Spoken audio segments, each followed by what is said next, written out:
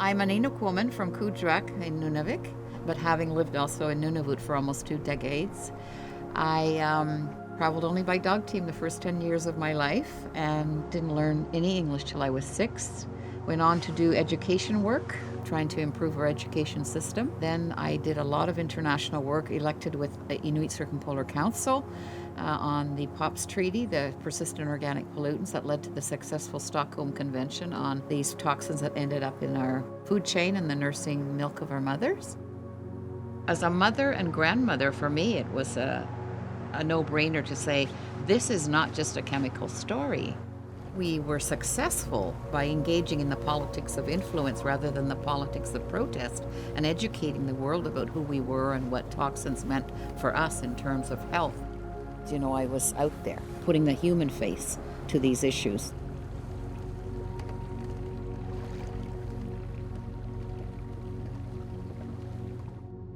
Toxins in our food chain and climate change are very paralleled in the Arctic. It's all about urgent health matters and it's all about cultural survival, both of them. And so they intersect.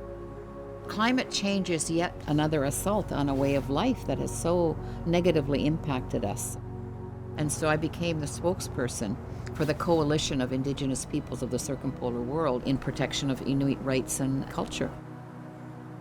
We were able to then just switch right away to addressing the issues of climate change because the two are very interconnected. And that work led me to pioneering the work on connecting climate change to human rights. And so we were able to really get the attention of the world on climate change as a human rights issue. And we were ahead of our time.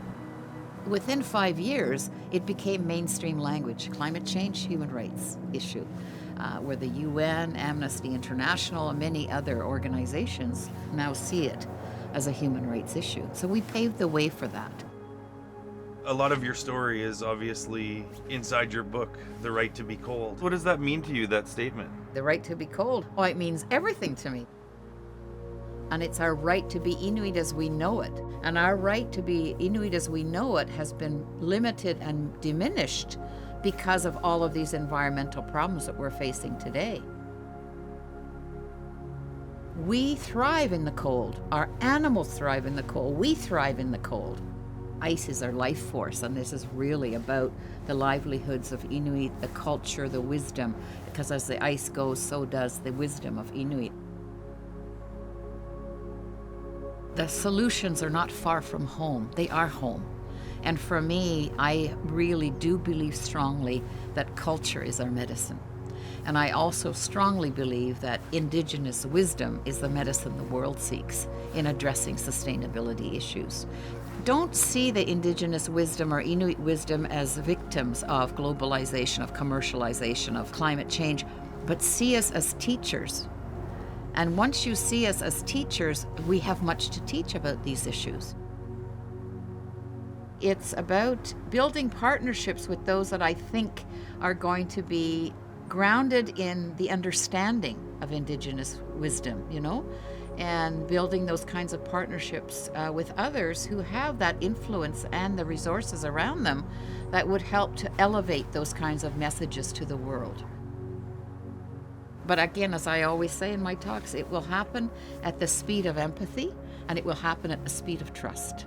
And those are really important in terms of building empathetic, deeper understanding of Indigenous issues, because then you can create a building of trusting relationships. That's reconciliation in real time. And so again, it's about working together. How do we build a sustainable world?